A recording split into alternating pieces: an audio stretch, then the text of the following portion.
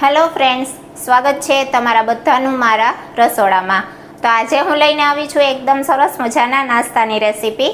આજે આપણે સેવ રોલ બનાવીને તૈયાર કરીશું। એકદમ સરસ મજાના ટેસ્ટી ક્રિસ્પી સેવ રોલ બનીને તૈયાર થાય છે, જે તમે બાળકોને લંચ બોક્સમાં પણ આપી શકો છો અને બપોર પછીના નાસ્તામાં પણ બનાવી શકો છો। ખૂબ જ ટેસ્ટી બને છે। તો ચાલો મારી રેસીપી હું તમારી સાથે શેર કરીશ, પરંતુ તેની પહેલાં મારી ચેનલ રીનાની રસોઈને હજી સુધીમાં સબસ્ક્રાઈબ ના કરી હોય તો જરૂરથી સબસ્ક્રાઈબ કરી લેજો। તો ચાલો રેસીપી આપણે સ્ટાર્ટ કરશું। સેવ રોલ બનાવવા માટે આપણે આવી રીતના બાફેલા બટેટા લઈ લીધા છે। 4 નંગ મીડિયમ સાઇઝના બાફેલા બટેટા લીધા છે। તેને આપણે ખમણી લેવાના છે, એટલે કે મેશ કરી લેવાના છે। તો આ રીતના ખમણીની મદદથી આપણે બધા બટેટા છે તેને ખમણી લેશું। બટેટા છે તે ખમણીને લેવાથી પ્રોપર રીતના મેશ થશે, કોઈ પણ જાતના ગાંઠા નહીં રહે, એટલા માટે આપણે બધા બટેટા છે તે આવી રીતના ખમણીને લેશું।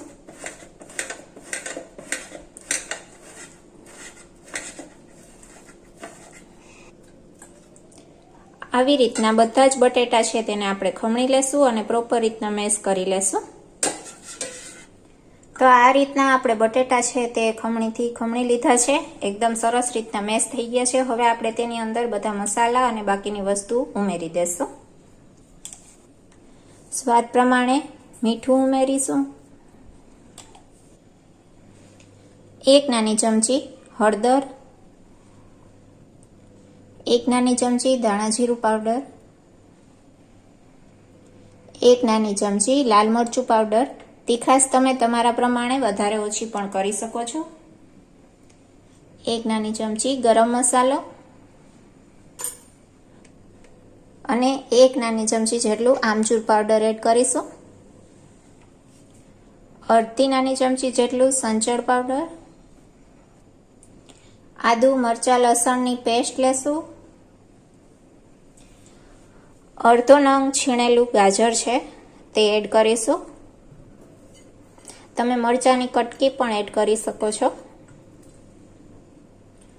થોડી કોથમીર,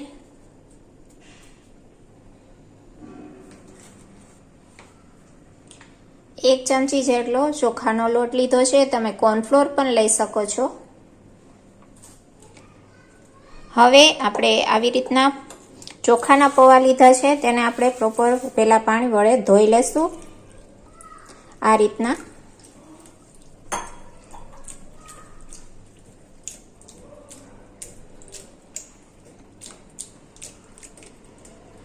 પ્રોપર વોશ કરી લેશું, પછી આપણે તેને આ બેટરમાં એડ કરવાના થશે। તો પૌવા છે તે આપણે 2-3 વખત પાણી વડે ધોઈ લીધા છે અને એકદમ સરસ આવી રીતના પલળી ગયા છે, સોફ્ટ થઈ ગયા છે। હવે આપણે આ પૌવાને આમાં એડ કરી દેશું। આમાં આપણે બાઇડિંગ માટે ચોખાનો લોટ અને ચોખાના પૌવા લીધા છે।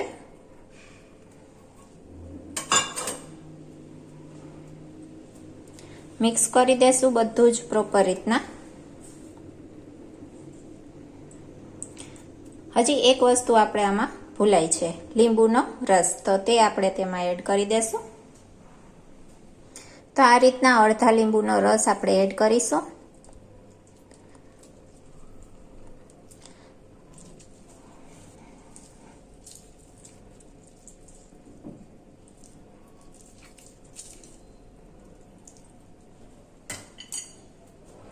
હવે બધું આપણે પ્રોપર રીતના હાથ વડે મિક્સ કરી દેશું। આ રીતે પ્રોપર મિક્સ કરી દેવાનું। એકદમ સરસ નાસ્તા માટેના રોલ બનીને તૈયાર થઈ જશે। ઇઝીલી ફટાફટ બની જાય છે। તમે સવારના નાસ્તામાં પણ બનાવી શકો છો, બાળકોને લંચ બોક્સમાં પણ આપી શકો છો। એકદમ ટેસ્ટી બને છે। તો આ રીતે આપણે પ્રોપર મિક્સ કરી લેવાનું।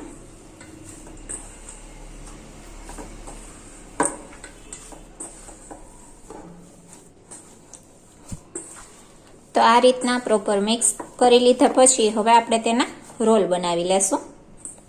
તો આ રીતના આપણે એક પોર્શન હાથમાં લેશું, થોડું એવું, અને તેના આપણે રોલ બનાવીશું।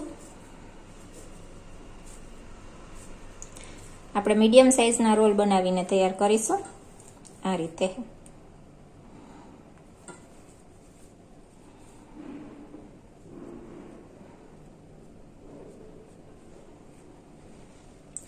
બસ તો આ જ સાઈઝના આપણે બધા જ રોલ બનાવીને તૈયાર કરી લેશું.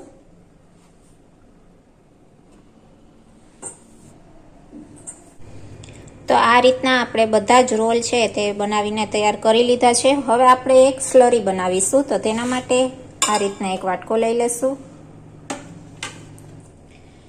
તેની અંદર આપણે મેંદાઓ એડ કરીશું. તો આ રીતના મેં 2 ચમચી જેટલો મેંદો લીધો છે અને 1 ચમચી જેટલો કોર્નફ્લોર એડ કરીશું. કોર્નફ્લોર છે તે ઓપ્શનલ છે, એટલે મેંદાની પણ તમે સ્લરી બનાવી શકો છો. હવે તેમાં થોડું થોડું પાણી એડ કરતા જશું અને મિક્સ કરતું જવાનું છે આ રીતના.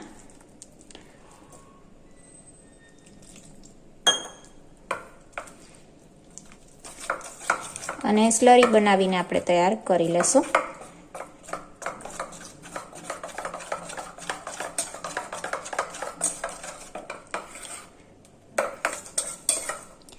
તો આ રીતના આપણે સ્લરી બનાવી લેવાની છે. જો આટલી ઘાટી રાખવાની છે સ્લરી. ચમચીમાં તમે જોશો તો આ રીતના થોડું કોટિંગ થયેલું લાગશે. બસ આવી સ્લરી આપણે બનાવીને તૈયાર કરી લેવાની છે. અને હવે આપણે એક પ્લેટમાં આવી રીતના સેવ લેશું. વર્મિસેલી સેવ જે આવે છે તે સેવ છે તે લીધેલી છે. આપણે સેવ રોલ બનાવવાના છે તો સેવનું કોટિંગ થશે ઉપર. તો આ રીતના મેં વર્મિસેલી સેવ છે તે લીધેલી છે અને તેને આવી રીતના આપણે હાથ વડે થોડી એવી ભાંગી લેવાની છે આ રીતના. સાવ ભૂકો નહીં કરવાની, બસ આવી રીતના. હવે સૌપ્રથમ આપણે રોલને પહેલા સ્લરીમાં ડીપ કરીશું આ રીતે, અને એ પછી આપણે સેવનું કોટિંગ કરીશું આ રીતના. પ્રોપર આખા રોલ ઉપર આપણે સેવનું કોટિંગ કરી લેશું આ રીતના. આ રીતના. તો તમે જોઈ શકો છો આ જ રીતના આપણે બધા જ રોલ ઉપર સેવનું કોટિંગ છે તે કરી લેવાનું છે અને પ્લેટમાં તેને સાઈડમાં રાખી દેશું. અને બાકીના બધા રોલનું પણ આપણે એ જ રીતના પહેલા સ્લરીમાં અને એ પછી સેવમાં આ રીતના સેવમાં રગદોળી અને ફરતું આપણે સેવનું કોટિંગ કરી લેશું. તો વારાફરતી બધા જ રોલ ઉપર આપણે સેવનું કોટિંગ કરી લેવાનું છે. તો આ રીતના આપણે બધા સેવ રોલ છે તેની ઉપર સેવનું અને સ્લરીનું કોટિંગ કરી લીધું છે. હવે આ સેવ રોલને આપણે 10 મિનિટ માટે ફ્રીજમાં રાખી દેશું, જેના લીધે એકદમ સરસ રીતના સેવ છે તે સેટ થઈ જાય. પછી આપણે તેને તળી લેશું.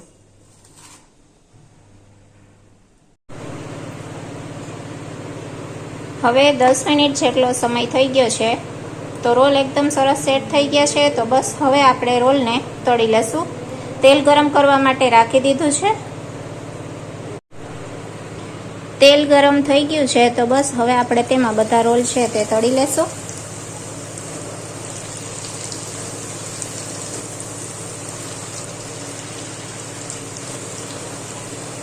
તો આ રીતના આપણે ગેસની ફ્લેમ છે તે મીડિયમ રાખી અને રોલ છે તે તળી લેવાના છે.